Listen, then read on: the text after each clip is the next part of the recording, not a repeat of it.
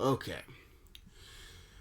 Hey, what's happening, all my Dragonlings? I am the Dragon God of Gaming, Damian Dragon, and welcome to the Gaming News, where I run down the list of all the gaming news, trivia, facts, and everything that's coming out of the gaming news about the gaming industry this week. Hope everyone has had a wonderful week, and hope everyone is having a great day so far. This may be just a bit over schedule. Possibly not if I hurry up. Let's face it. Anyway, today we have some stuff on a souped up version of the PlayStation 5, and we have some stuff on the backwards compatibility of the PlayStation 5. I know this is not, game breaking news, but best I could find.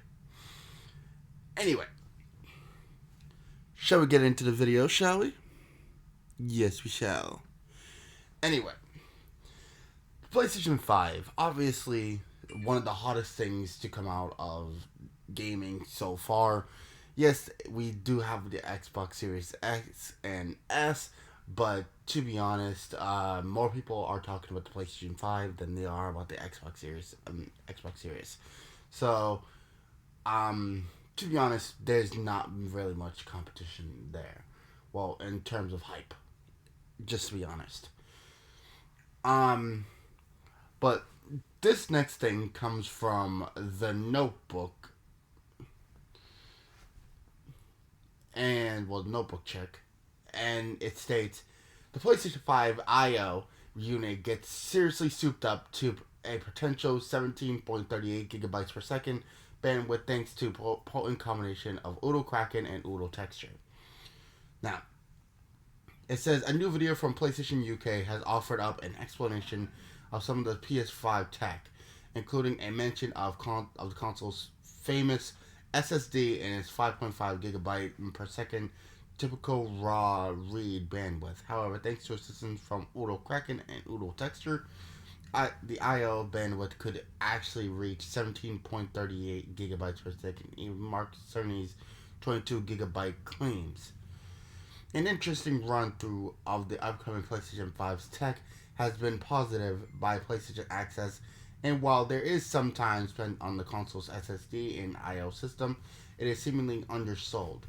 When placed into context next to recent WCCF tech reports, while much focus has settled on the PS5's SSD, its well-known read speeds, 4.5 gigabyte per second raw and 8 to 9 gigabyte per second after decompression. It pays to take a larger look at the custom I/O unit that plays such a vital role in this particular product. And this thing does not have anybody. Oh, this was written by Daniel R. Deacon. Why do you put it underneath the first paragraph? That's weird. Anyway, it goes on to say, one thing that has been strangely overlooked was the PS5's architect Mark Cerny's claim that if the data happened to compress particularly well, then the console's I/O system could actually output data at an incredible 22 gigabytes per second. This relates well with that ran from the above-mentioned source that states Udo Kraken and Udo Texture, both from Rad Game Tools, can assist with the process to such a point that 17.38 gigabytes per second is achievable. While the Kraken tool deals with decompressing data, Texture facilitates the compression of game textures. According to C. Bloom Rant post, Sony expects Kraken to offer up to 1.64 to 1 average compression ratio for games, hence the potential 8 to 9 gigabyte per second rate. However, with Texture also on board, the ratio goes up to 3.16 to 1, leaving an I/O unit bandwidth of 17.38 gigabytes per second, which is much closer to Cerny's theory performance of 22 gigabytes per second. The PS5's custom decompressor can offer equivalent performance of up to an unbelievable 9 Zen 2 cores and a regular CPU, according to the console's chief architect in his deep dive of the PS5's tech. Of course, the potential performance also relies on how optimized a particular game is in regard to utilizing the available bandwidth. Well, fortunately, all of this talk of bandwidth and data decompressing has been put into a straightforward and handy visual comparison thanks to the reveal of Demon Souls, which again is going to be a really good damn game. The PS5 gameplay for the title has been compared to that of the PS3's version, and it can be seen clearly how players would have to wait 10 to 15 seconds while the original game loaded into a new area, whereas the next-gen console can manage this process under a second with the remake. The PS5's I/O system might not be the flashiest component of Sony's vaunted device, but it is surely one of the most impressive. And that's telling you something. At a good rate, anything can be made to look even better, play faster, and that's kind of what the PS5 and the Xbox Series X and S is going to be working at. So hopefully,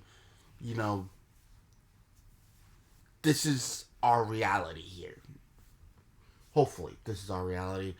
I take everything with a grain of salt these days because no one knows anything. So hopefully this is what we're getting, and hopefully this is how we're doing this. So hopefully this is what we're doing. Anyway, because I'm rushing because I need to hurry up. Anyway, PlayStation 5 backwards compatibility. This is something that everyone's been talking about. Are we going to be getting the backwards compatibility? Are we not? Does the PlayStation 5 only play backwards compatibility with PlayStation 4? We don't know. But it has a leak suggests about a couple hours ago. It's saying PlayStation 5 leak suggests backwards compatibility. This is from... Oh, sweet lord, dude. Ahaven Nandan Chakraborty. If I said your name wrong in any sense of the imagination, I am so sorry. But you just have a really, really long and foreign name. I am sorry. It says... Oh, this is from essentiallysports.com as well. It says, the inflow of news from the console arena seems never ending as dust settles, and we inch closer to the launch dates following the explosive reveal of Sony's PlayStation 5. New leaks suggest that the PS5 might support backwards compatibility, unlike what Sony had previously stated. However, there are no official statements on this regard yet. When we say backwards compatibility, it does not mean the PS5 will support games from PS3, PS2, or earlier. This is unlike the Xbox offering its consumers the Xbox Series X will reportedly support backwards compatibility across all generations of its consoles. They have even figured out the space management in this regard, as there are a whole host of games across these generations that Xbox promises its consumers they can play on the next-gen console. In an interview with the Washington Post last month, CEO Jim Ryan spoke about backwards compatibility in PS5. Ryan also said that out of the thousands of games tested for PS4 backwards compatibility, 99% can be played on the next console. Sony also announced a new service called PS Plus Collection, which will offer 18 PS4 first-party titles for download to subscribers to the PlayStation Online service, wrote the Daily. Reddit leaks PlayStation 5 backwards compatibility chances. Alright. Reddit user K Garvey, yes, it is. K Garvey posted a few error messages from the PlayStation Store website, which triggered more discussion. Play PS4 games on PS5. Some functionalities available on PS4 may not be available. This PS4 game isn't supported with your PS5's current system software. Continuing to make more PS4 games playable on PlayStation 5, update your PS5 and then try playing the game. Oh. The leak further talks about devs having the ability to use haptic feedback on PS4 titles. this leak can confirm that not all PS4 games are being made available on the PS5. Sony has provided no comments on this particular leak. PlayStation system launched worldwide on November 12th. It is priced at $399 and $49 respectively. And to be honest, yeah. I hope that's not the case, because if 99% of PlayStation 4 games can be played, there's only certain ones that can't be. And yeah, hopefully everything can work the way we need it to work. So, yeah. Anyway, hopefully that everything is good when we pick up our consoles. When we pick up our consoles. Or, yeah. Because I'm pretty sure that I'm not getting my PlayStation until after Christmas at some point. So hopefully that's right after Christmas. But that's okay. You know what? I can wait a month while everyone figures out the damn bugs of the game. Anyway. I think that's it for now, ladies and gentlemen. I hope everyone enjoys, and thank you so much for watching. You guys are awesome. Today we learned that the I/O system is going to be pretty damn good. The rate at which the game plays and moves is going to be incredibly fast. And 99% of the PS4 games can be played on the PlayStation 5. Hopefully everything works the way we need it to, so thank God. Anyway, but that's it for today, ladies and gentlemen. I know it was a smaller video than I normally do, but that's all I found. That's worth it. So, sorry.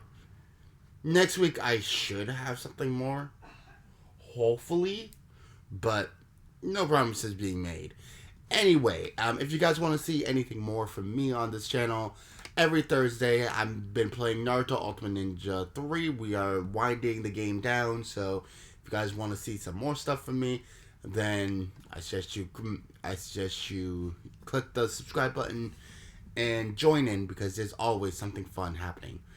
Also, if you guys want to see some more stuff from me anyway, in just particular gaming fashion, on my channel down in the description down below with all of our wonderful and beautiful creators, it's my personal channel where I'm going to be playing spooky games for the entire month.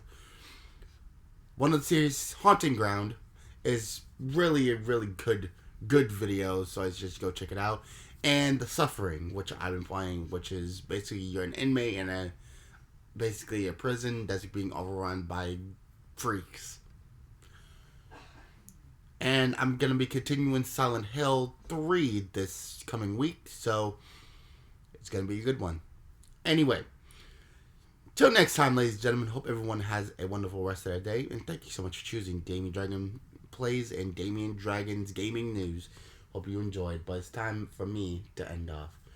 Anyway, until next time, ladies and gentlemen, good gaming, happy hunting, and I'll see all you Dragonlings back inside the world of the gaming news. Hope you guys enjoyed, and I'll see you guys next time for some more Damian-Dragon action. Peace.